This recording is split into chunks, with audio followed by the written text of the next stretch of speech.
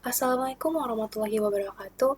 Halo semuanya, perkenalkan nama saya Riri Sinta Amanda dengan NIM 4342511070 dari kelas TRPL 2C Malam, Prodi TRPL Politeknik Negeri Batam. Nah, pada video kali ini saya akan membuat video AAS Pratikum mata kuliah pemrograman basis data. Di video ini, saya akan mengerjakan 4 soal secara real time, meliputi query SQL, start procedure, function, dan juga trigger. Nah, sebelum memulai mengerjakan soal, saya akan menunjukkan tools yang akan saya gunakan, yaitu PHP-MyAdmin. Nah, tanpa berlama-lama lagi, mari kita langsung mengerjakan soal yang pertama.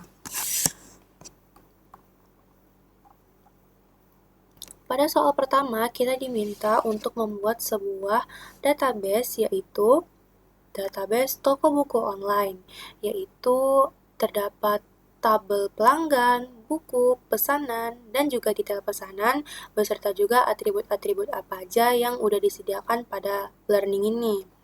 Jadi, tugas kita sebelum kita mengerjakan soal, kita buat dulu database, buat tabel, dan tidak lupa pula kita membuat sebuah atau mengisi datanya. Jadi, karena sebelumnya saya sudah membuat database-nya, yaitu toko buku online. Nah, sini sudah saya buat juga buku, detail pesanan, pelanggan dan pesanan. Ini isinya, detail buku, lalu ini isi detail pesanan, lalu ini pelanggan, dan juga ini pesanan. Nah, jadi saya mungkin akan memberikan sedikit cara penulisan sebuah SQL untuk membuat tabel, database, dan juga untuk menambahkan data atau menambah record. Oh ya, maksud saya itu untuk menambah record ke tabel-tabel yang sudah kita buat. Jadi seperti ini ya teman-teman. Oke teman-teman, ini saya akan memberikan sedikit cara membuat database, membuat tabel, dan juga membuat isi record. Jadi untuk perintah SQL membuat database, kita tinggal membuat perintah create database, lalu saya akan contoh yaitu dbaaspbd. Nah, ini adalah nama dari database-nya teman-teman. Setelah itu jangan lupa tuliskan perintah use dan nama database yang sudah kita buat. Lalu ini adalah perintah SQL untuk membuat tabel, di mana kita akan membuat contohnya yaitu create tabel detail pesanan, dan ini adalah atribut-atributnya. ID pesanan, ID buku, jumlah, dan foreign key dan juga primary key-nya. Lalu ini adalah perintah untuk menambahkan record pada tabel yang udah kita buat. Jadi saya contoh yaitu ini namanya, ini adalah kota, dan juga ini tanggal registrasinya. Begitu ya teman-teman.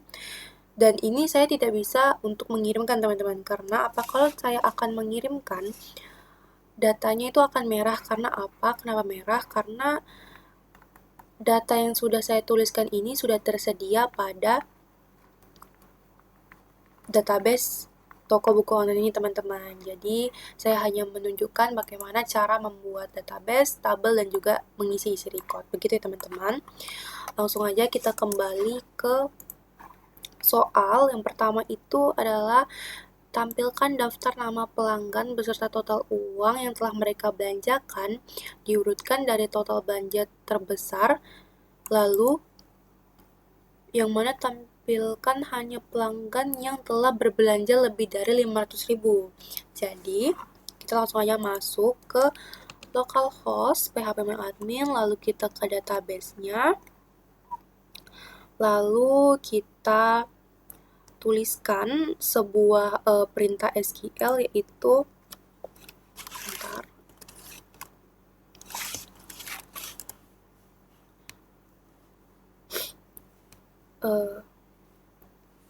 select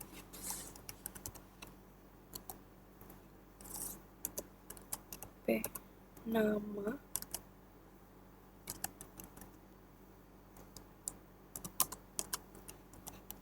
sum, lalu habis sum ada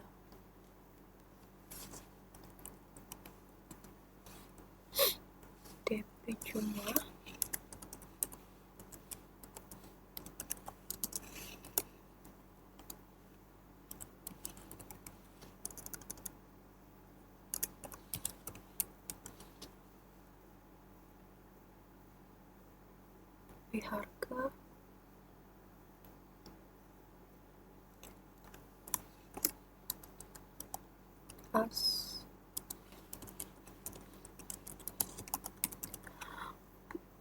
teman-teman, ini adalah mungkin sepenggal perintah SQL untuk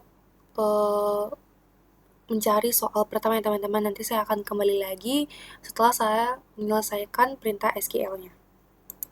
Baik teman-teman, ini adalah sebuah SQL yang sudah saya selesaikan, di mana sudah ada select sama order by, total belanja dash. Jadi untuk penjelasannya ini adalah join pelanggan, lalu pesanan, detail pesanan, lalu buku kita gabungkan untuk bisa dihitung nilai transaksinya. Setelah itu ada perintah SQL group by per pelanggan, itu supaya sumnya itu dihitung per orang, bukan per baris. Lalu, mengapa kita menggunakan having, tapi tidak menggunakan where? Karena syarat total lebih dari 500.000 itu baru bisa dicek setelah proses agregasi sum selesai, teman-teman. Lalu juga, where ini tidak bisa memfilter hasil dari agregatnya. Lalu juga kita menggunakan order by dash itu untuk mengurutkan dari total belanja terbesar. Jadi sekarang kita bisa mengirimkan hasilnya. Nah, sekarang sudah terlihat ya teman-teman, untuk nama pelanggannya itu Cinta dan Riri, di mana Cinta itu dengan total belanja 875.000 dan Riri itu 711.000. Karena apa? Soalnya tadi meminta nama pelanggan dan juga beserta total uangnya. Itu sudah sesuai ya teman-teman, nama pelanggan dan total belanja. Lalu dia itu berbelanja lebih dari 500.000 dan ini juga berbelanja lebih dari 500.000 dan diurutkan dari yang lebih atau dari yang terbesar. Begitu ya teman-teman. Jadi untuk soal pertama sudah selesai. Lalu lanjut untuk soal kedua, itu adalah tampilkan 5 buku dengan kategori fiksi yang paling banyak terjual selama tahun 2023. Nah, langsung aja kita masuk ke kotak query tadi, kita lanjut mengerjakan. Sama sebelumnya kita menggunakan select, B judul, sum, DP, jumlah as total terjual,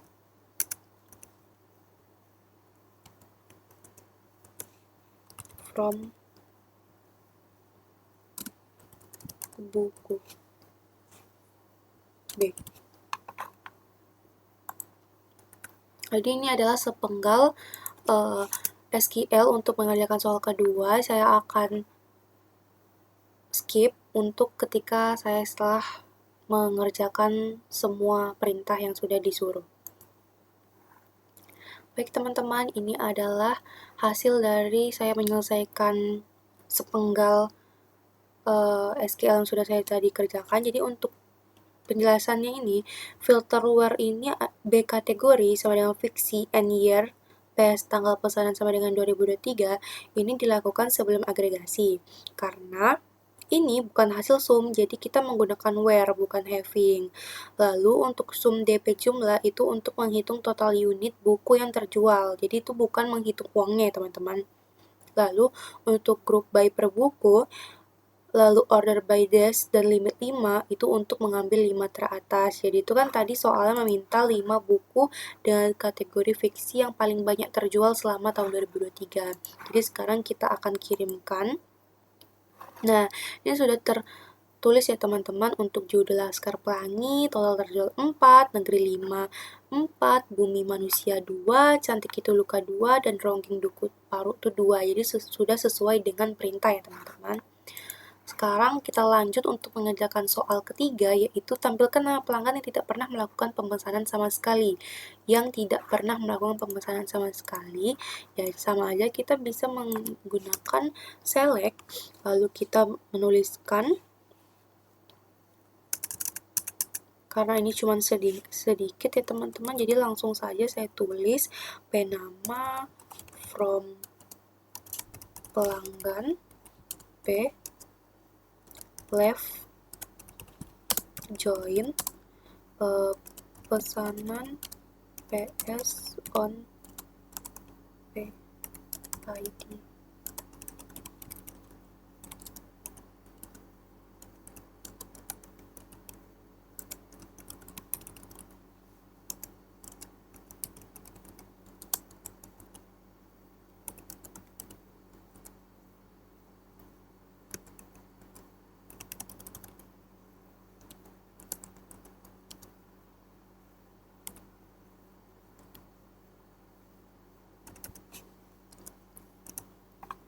Jadi teman-teman, ini adalah hasil dari perintah untuk mengadakan soal ketiga.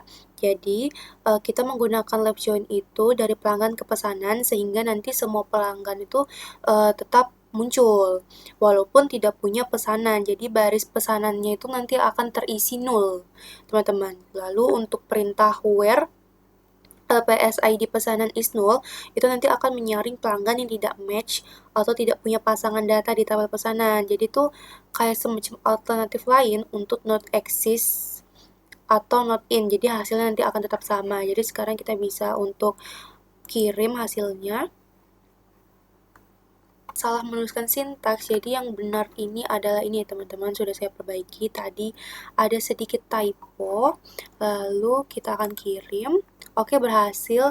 Jadi untuk nama yang tidak pernah melakukan pemesanan itu dikategorikan dengan nama empuy ya teman-teman. Nah, jadi untuk soal pertama, yaitu dengan 3 soal yang sudah dijabarkan pada soal pertama sudah selesai ya teman-teman, yaitu pada database toko buku online. Jadi sudah selesai teman-teman. Sekarang kita akan lanjut mengerjakan soal kedua, yaitu kita akan membuat database kepegawaian. Ya, sama seperti sebelumnya, kita harus membuat database, membuat tabel, dan mengisi record. Jadi pada database ini terdapat 4 tabel, yaitu departemen, karyawan, proyek, dan juga tugas. Jadi juga saya sebelumnya sudah membuat database, tabel, dan beserta isi record. Sekarang kita lanjut aja mengerjakan soal atau pertanyaan yang sudah disediakan pada soal kedua, yaitu database kepegawaian, di mana kita disuruh menampilkan nama departemen dan jumlah karyawan di setiap departemen, dan juga kita disuruh menampilkan departemen tidak memiliki karyawan sama sekali. Jadi sekarang kita masuk ke PHP My Admin, kita tutup database-nya. Sebentar. Oke, sudah kita tutup. Kita masuk ke kepegawaian, teman-teman. Nah, ini sudah ada ya teman-teman, departemen, IT, HRD, finance, lalu karyawan, lalu juga proyek, lalu juga ada tugas. Begitu ya teman-teman. Sekarang kita masuk ke SQL-nya. Kita langsung kerjakan dengan cara menuliskan sebuah perintah select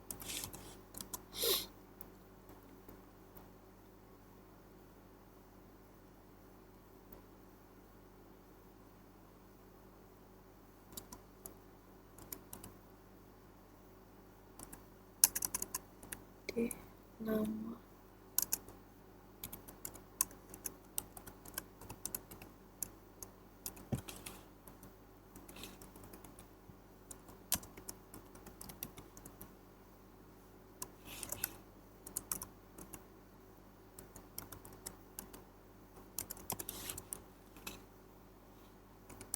Oke, mungkin teman-teman ini adalah sepenggal dari perintah untuk mengerjakan soal pertama. Saya akan skip lanjut setelah saya menyelesaikan perintah SQL-nya. Baik teman-teman, ini saya sudah menyelesaikan SQL-nya. Jadi untuk penjelasannya, left join dari departemen ke karyawan itu akan memastikan semua departemen tetap tampil walaupun tidak ada karyawan yang cocok. Jadi nanti hasil joinnya sama dengan 0. Lalu untuk count KID karyawan itu nanti akan menghitung jumlah baris karyawan yang match. Jadi count ini akan mengabaikan 0, jadi departemen kosong otomatis dan menghasilkan nilai 0, teman-teman. Jadi nanti nggak ada tulisan bukan 0. Jadi sekarang kita bisa kirimkan perintahnya, dan ini ya teman-teman sudah selesai. Jadi kita sudah menampilkan seluruh departemen dan jumlah karyawan dari IT, HRD, Finance, Marketing, dan juga kita menampilkan departemen mana yang jumlah karyawannya 0. Begitu teman-teman, jadi sudah selesai. Sekarang kita akan lanjutkan jawab pertanyaan kedua, yaitu temukan nama lengkap karyawan yang memiliki gaji di atas rata-rata gaji seluruh karyawan perusahaan. Oke, ini kita akan gaji ya teman-teman. Lanjut aja, kita akan menggunakan perintah select yang sama. Cuman bedanya ini nanti ada nama lengkap,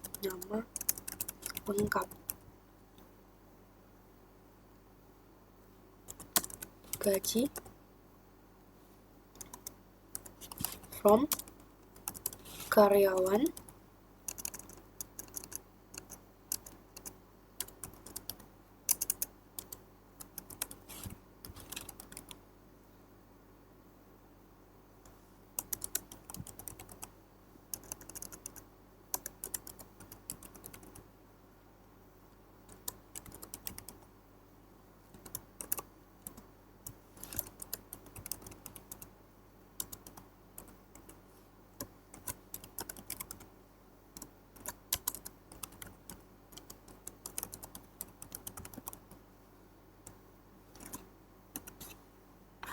Oke teman-teman, ini adalah perintah SQL-nya, di mana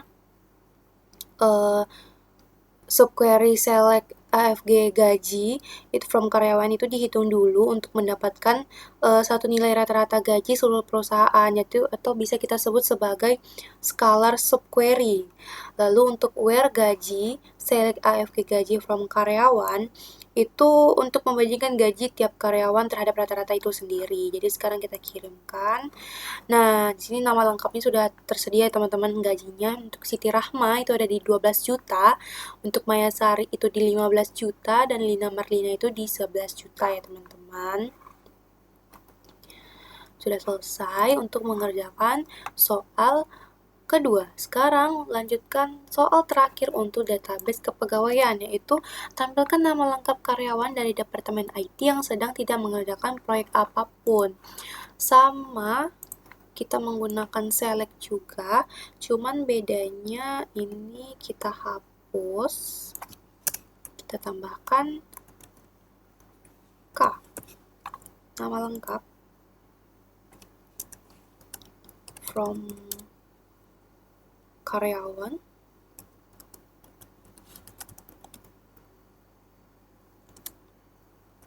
K. Mungkin ya sepenggal dari perintah, saya akan kembali lagi setelah selesai mengerjakan perintahnya. Baik teman-teman, ini adalah perintah yang sudah saya selesai kerjakan, dimana untuk penjelasannya yaitu kita akan melakukan filter dulu karyawan yang departemennya IT menggunakan join untuk ke departemen. Lalu untuk perintah not ini atau SQL not ini ditugaskan untuk menyaring karyawan dengan ID-nya. Jadi itu tidak akan pernah muncul di tabel tugas sama sekali. Atau bisa disebut juga tidak sedang ditugaskan pada proyek apapun. Jadi kita bisa menggunakan alternatif, bisa juga pakai left join tugas, where tugas ID tugas is null atau not exist. Jadi itu bisa dibilang lebih aman jika kolom tugas ID karyawan bisa null. Sekarang kita bisa kirimkan.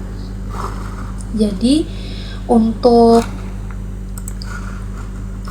nama lengkap karyawan dari Departemen IT yang sedang tidak mengerjakan proyek apapun itu adalah dengan nama karyawan Dedi Kurniawan, teman-teman. Jadi mungkin sekian untuk menjawab pertanyaan pada database kepegawaian karena sudah selesai semuanya teman-teman. Kita akan lanjutkan ke database ketiga, yaitu Sistem Informasi Akademik SIA, atau bisa dibilang silamnya, kayak silam di Poltek gitu ya teman-teman. Jadi kita akan baca terlebih dahulu, dimana pada soal ketiga ini kita juga sama disuruh membuat database, tabel, dan juga isi record. Sebelumnya juga saya sudah membuatnya ya teman-teman, jadi tinggal mengerjakan pertanyaan yang sudah disediakan pada learning ini. Yaitu kita disuruh membuat sebuah start prosedur dengan nama proses kelulusan. Oke, kita membuat start prosedur. Menerima NIM sebagai parameter. Sudah memeriksa apakah total tersebut sudah mencapai 144 SKS. Oke. Jika ya, ubah kolom status mahasiswa menjadi lulus. Jika tidak ada perubahan yang terjadi. Jadi mahasiswa dengan NIM. Oh, jadi kita akan masuk menggunakan NIM teman-teman. Untuk menguji sebuah start prosedur ini. Jadi kalau misalnya dia nggak lulus atau nggak sesuai dengan 144 SKS ini, ya udah dia nggak berubah apapun statusnya, gitu teman-teman. Oke, kita langsung masuk aja ke PHP admin. Oke, kita singkirkan dulu ya teman-teman. Untuk database ini kita masuk ke sistem informasi yang sudah saya buat, yaitu ada mahasiswa, mata kuliah, dan juga nilai, gitu teman-teman.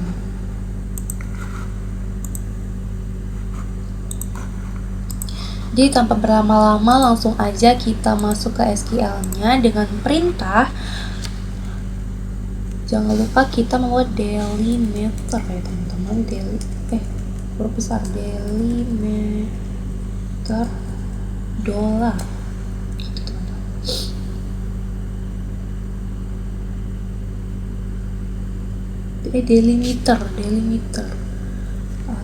Delimiter. Jangan lupa create procedure. Mungkin ini saya akan skip ya teman-teman setelah selesai mengerjakan sebuah SQL saya. Nanti saya akan kembali lagi. Oke teman-teman, saya sudah menyelesaikan untuk membuat create procedure. Ini adalah sebuah SQL-nya, dimana jangan lupa menuliskan proses kelulusan ini ya teman-teman sesuai perintah. Dan ini juga sudah membuat dari begin sampai end. Jadi untuk penjelasannya ini, jadi yang pertama itu nanti kita akan mengambil total SKS milik mahasiswa dengan menggunakan NIM yang udah kita tulis atau kita berikan lah. Jadi nanti akan disimpan ke variabel lokal. Lalu, jika total SKS-nya itu lebih dari 144, update statusnya itu akan berubah menjadi lulus dan akan menampilkan pesan sukses teman-teman. Tapi jika belum, misal di bawah 144 SKS-nya, itu tidak akan berubah apapun statusnya, tetapi akan menampilkan sebuah pesan belum memenuhi syarat. Lalu delimiter akan diganti sementara menjadi $2 seperti ini, $2 ini, karena isi prosedur mengandung titik koma. Jadi nanti di dalamnya agar MySQL tidak menganggap prosedur selesai di titik koma pertama. Begitu teman-teman. Jadi sekarang kita bisa kirimkan terlebih dahulu perintah yang sudah kita buat. Ini sudah berhasil ya teman-teman. Sekarang apa yang kita lakukan, yaitu kita akan memanggil ya teman-teman. Memanggil atau menguji gitu. Jadi dengan cara kita menuliskan call, kita sebutkan proses kelulusan.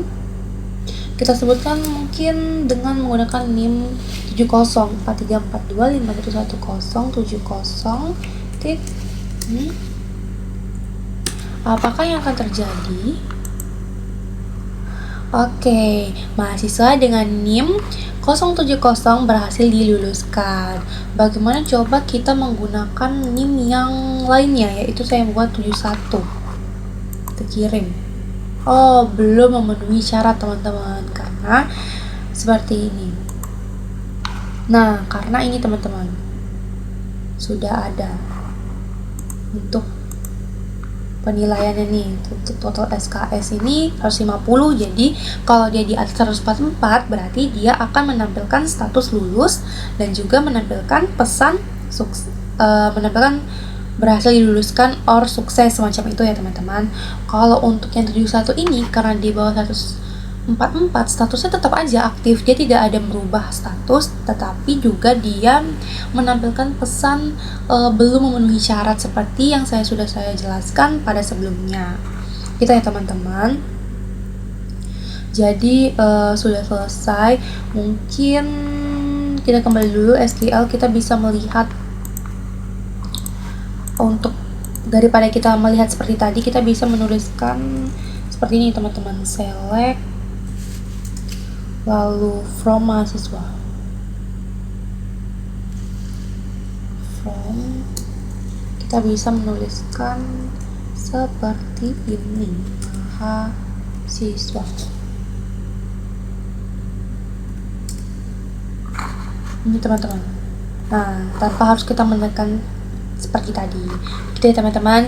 Jadi untuk soal pertama sudah selesai. Kita lanjut untuk soal kedua, yaitu kita membuat sebuah function bernama hitung IPK yang menerima NIM sebagai parameter dan mengembalikan return indeks prestasi kumulatif mahasiswa tersebut. IPK dihitung dengan rumus. Oke, berarti ini menghitung dengan rumus ya teman-teman. Jadi kita langsung aja masuk ke kolom SQL lagi dengan menuliskan seperti tadi, delimiter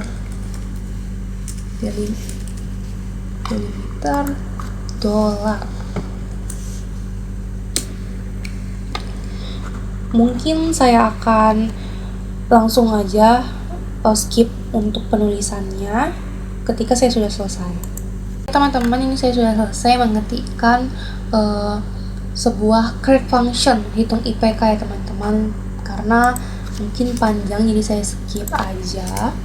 Ini saya akan jelaskan maksudnya itu apa. Jadi untuk rumus IPK sendiri itu nanti itu sama dengan sum SKS kali bobot nilai dibagi sum kali SKS. Jadi nanti itu join nilai dengan mata kuliah untuk mendapatkan SKS tiap mata kuliah yang diambil.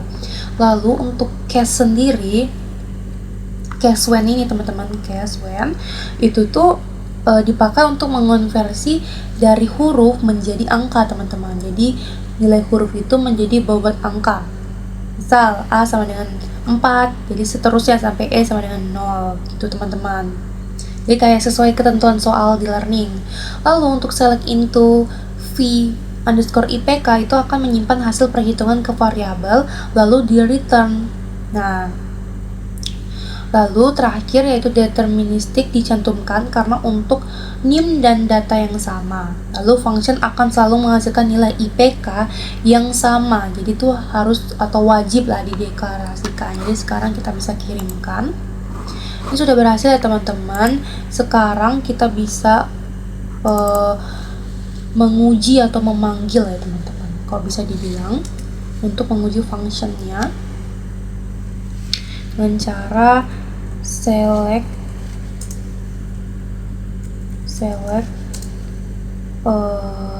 hitung IPK. Kita masukkan NIM kita teman-teman. Kita tes 43425111070. Kita lihat apa hasilnya. Bentar. Ini as IPK. Jadi ini akan terhitung secara manual.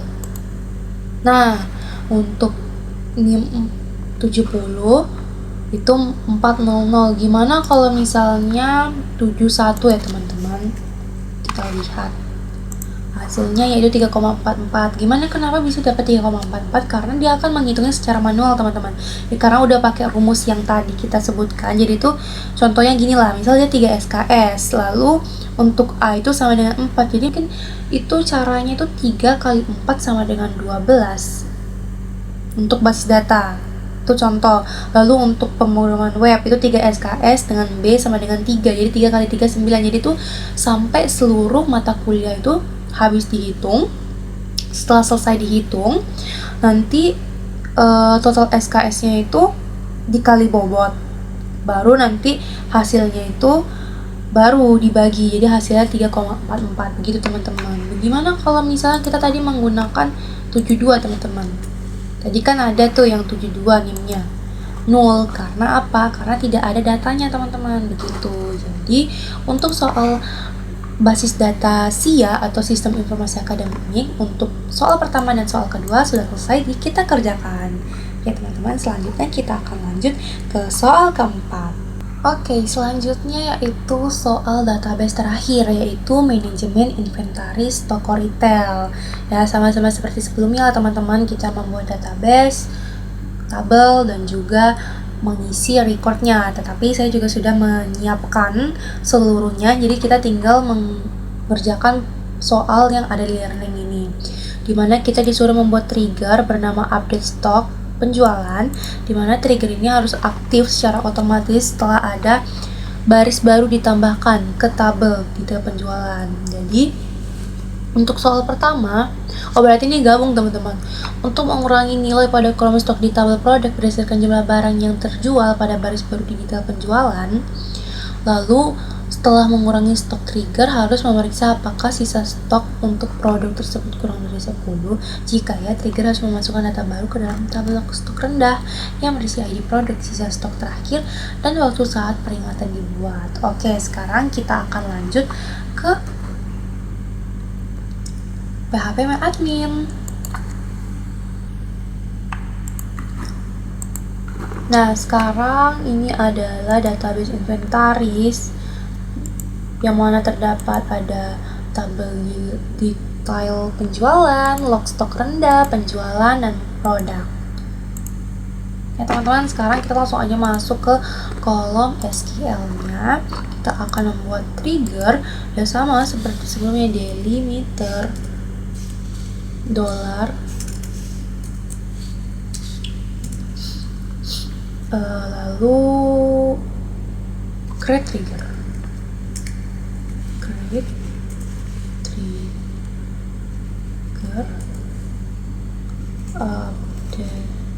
stock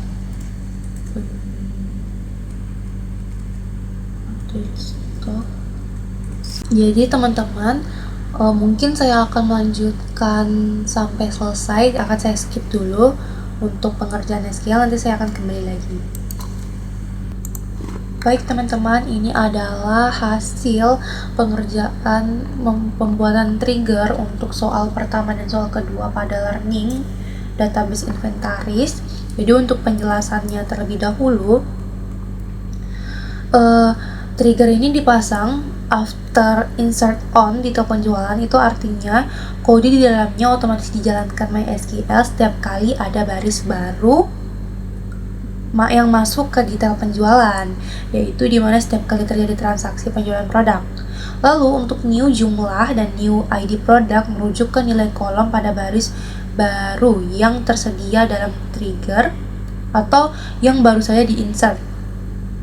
Lalu untuk langkah yang A ini, kurangi stok produk sesuai jumlah yang terjual, itu akan mengurangi stok produknya teman-teman. Lalu kalau untuk yang B ini, jika sisa stok kurang dari 10, nah itu setelah stok dikurangi, ambil kembali sisa stok terbaru produk itu tersebut teman-teman, jadi kayak di return. Lalu jika ya, nanti akan otomatis insert baris baru ke log stok rendah teman-teman, yang mana berisi ID produk. Lalu sekarang kita coba kirim.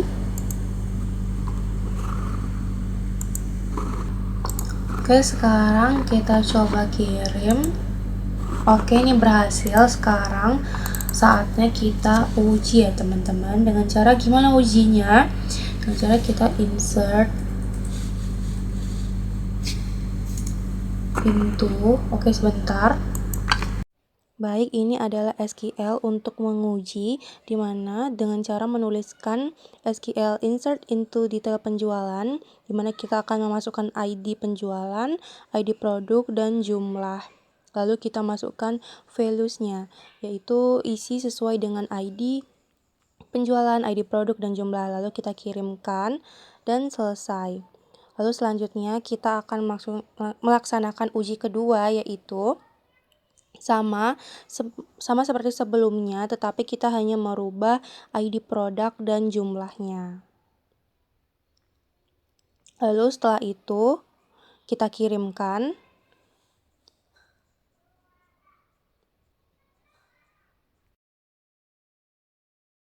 Nah, sekarang untuk uji kedua sudah berhasil ya teman-teman. Sekarang kita akan mengecek hasilnya setelah kedua insert tadi sudah kita jalankan, di mana kita akan menuliskan select from product, lalu tekan kirim.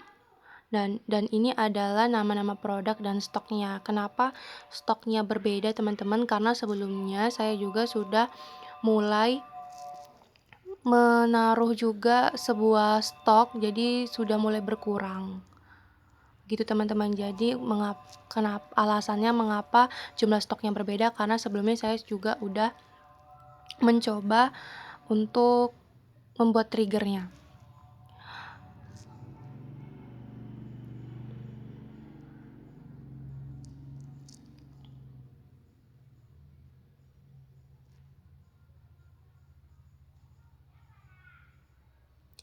Selanjutnya kita akan melihat dari tabel log stok rendah, yaitu dengan menuliskan SQL select from log stok rendah, lalu kita tekan kirimkan dan juga hasilnya muncul teman-teman.